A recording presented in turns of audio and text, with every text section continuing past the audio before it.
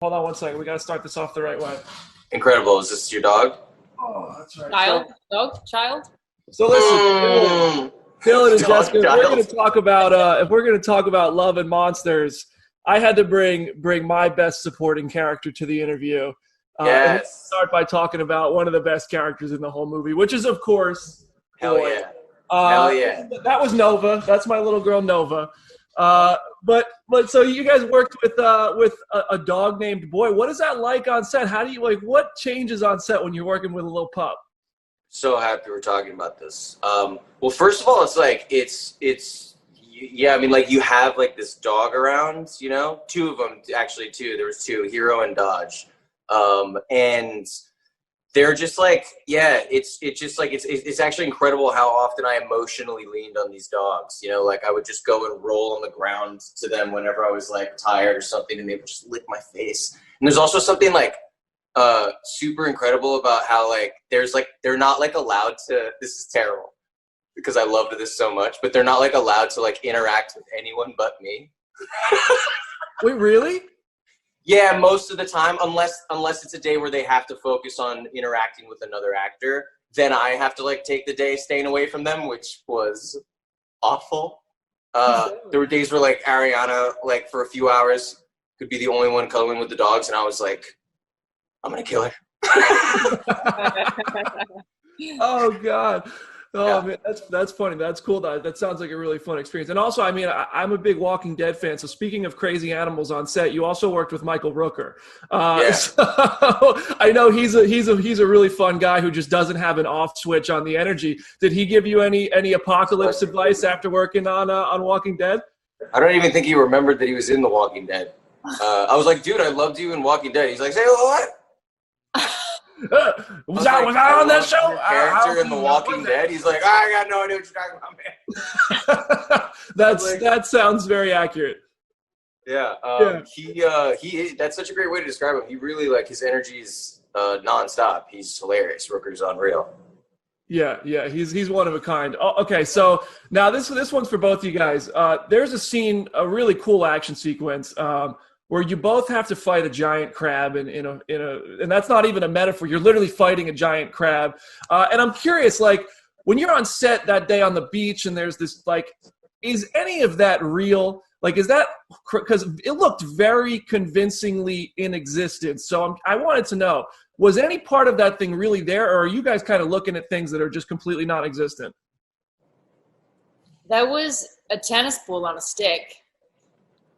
And then there was this blow-up crab that we had sometimes. Yeah, they would drag out this gigantic blow-up crab that they ordered two of from China, and like it was like to take a reference sometimes. Like, it would obviously never be there when we were shooting, but it was hilarious that it even existed. But that whole set was real. Like, they, like, made that whole beach set, so the environment was totally practical. There would just be times.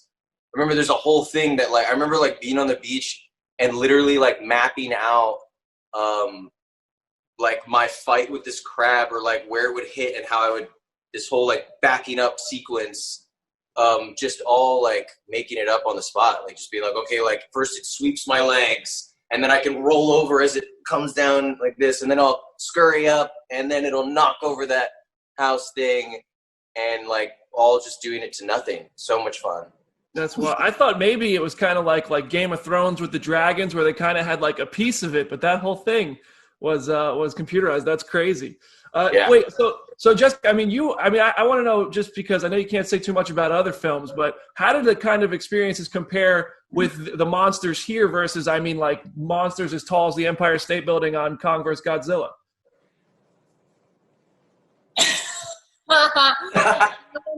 No, so I actually didn't interact that much with the monsters on Godzilla vs. Kong. That's fair. But with my experience on that was similar in that it was a mixture of practical and CG. Yeah, very cool. Well, listen, we don't want to get you in trouble, so I respect it. And so, watching the beginning of this movie, I feel like we all kind of can understand Joel's mentality of wanting to stay inside, but also missing the outside world, because Joel had an outside world and Amy had an outside world before the monsters came to existence in this universe. So I'm curious for you guys, what kind of this year in feeling that way have you learned to really appreciate that you never really thought was a little thing that you'd missed so much? What have you kind of realized maybe we took that for granted a little bit? Everything. But like it's really like also just sharpened things in a focus that has weirdly like simplified perspective, you know, like in such a weird contrast to like this chaos, you know, which is interesting, but like sort of, well, incredibly humbling and like sort of comforting in a way, like things that mean something to me that are the things that are paramount right now are like just like the health and well-being of like your loved ones, you know what I mean? Like things that you like go so often like forgotten about or just like pushed to the back when really ultimately that is like those are the most important things, you know what I mean? All of your little fucking problems like kind of go away, you know, which is like, I don't know, it's a really good like reality check, you know.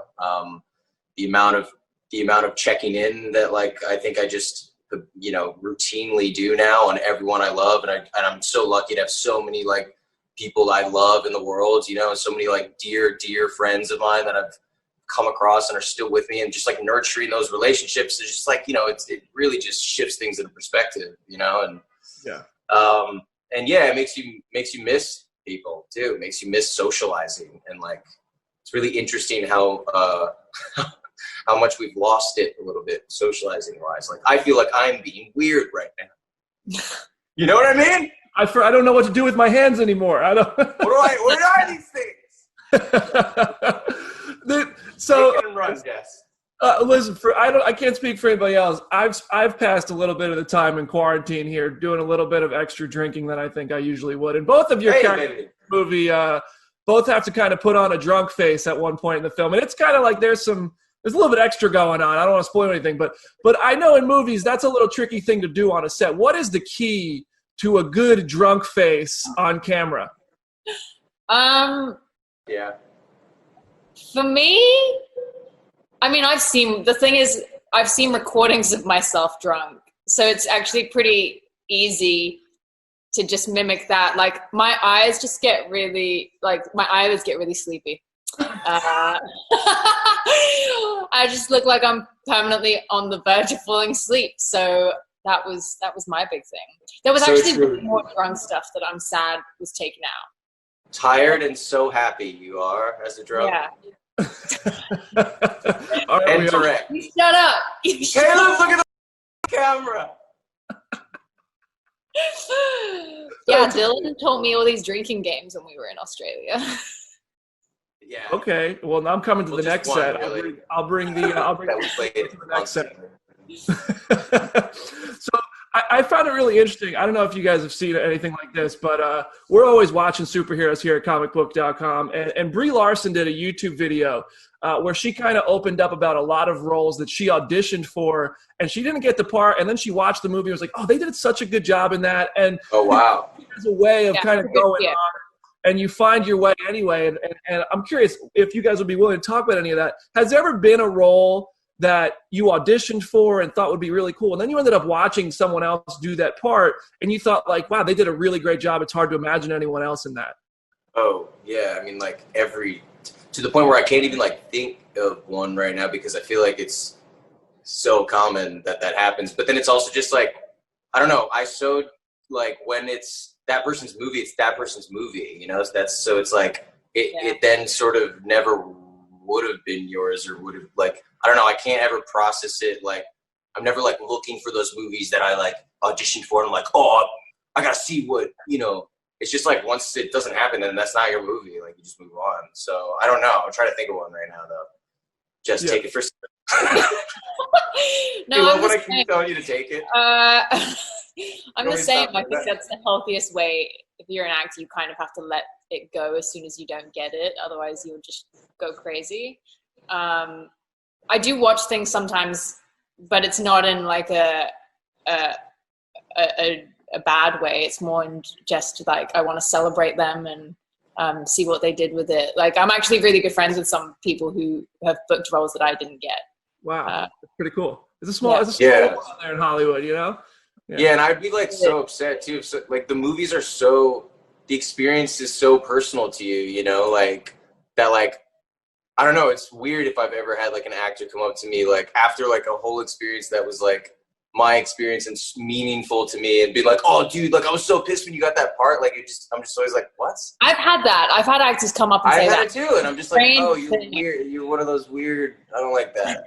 Yeah. What do you even say at that point? Like oddly competitive. Like that audition. You probably auditioned for that 2 years ago. Like yeah. And it is like, what do you say? I've just been like, oh, I'm sorry. And you're just like, I'm like, that's my family. I'm like, you're basically now saying like, oh man, I should have been in that family instead of you. I'm like, but that's my experience now. That's great. Yeah, well, that would be. I don't know what I would do, but all right. So I have two last things for you. One, first for Dylan. I mean, obviously, you look around here, Marvel, DC fan, no surprise. Sure. And I don't know if you're aware of this. If you read what's on the internet, the fans of both Marvel and DC have cast you in so many roles themselves. From Nova with Marvel to like Terry McGinnis or Nightwing with DC. Wait, would you ever? Was your dog's name after that character? Yes, that is my favorite character. And listen, that's one of those roles I'm going to come up to you for and say that should have been me. Yeah. Like, I don't care if it was a wonderful experience for you that it's like super deeply personal to you in your life now. I'm like, but so my first of these last two questions for you, Dylan, is would you ever want to join, like, because Jessica is no stranger to Marvel, so have you ever like flirted with that idea or had a character in mind that you thought would be fun or you saw people online talking about for you thought was cool?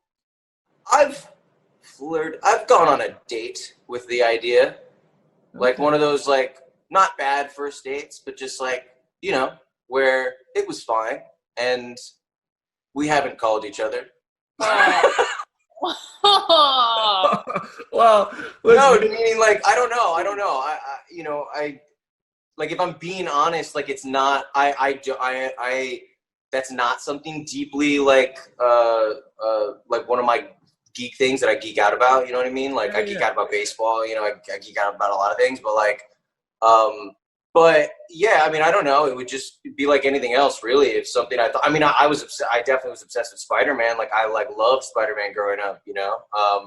My dad worked on that first Spider-Man movie, like the Tobey Maguire one. And I like remember going to see it at my friend's 10th birthday party. And it was super cool because my dad had worked on it and we were like, and it's like, that's deeply personal to me. But like, yeah, I mean, I don't know, anything else, it would have to be like, if I thought it was cool or if I liked it. Yeah, for sure. Yeah, and my last thing, and this is for Jessica, I think the movies that made me fall in love with movies for the first time were the Matrix movies. And if it's on the internet, it has to be true. So I've heard your work in there. And what made me love those movies was how innovative they were and awesome that was. So that's really, I don't want to know anything about the story. I know that's like, they'll find you. But like, is that experience, like, is it as epic and kind of feeling as advanced and like futuristic as we, the fans, think it's going to be? There are definitely moments on set where Yahya and I look at each other and we just go, Matrix 4.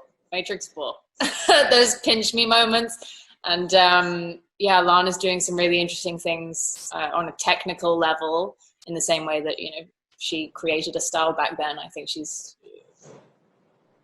going to change the industry again with this film.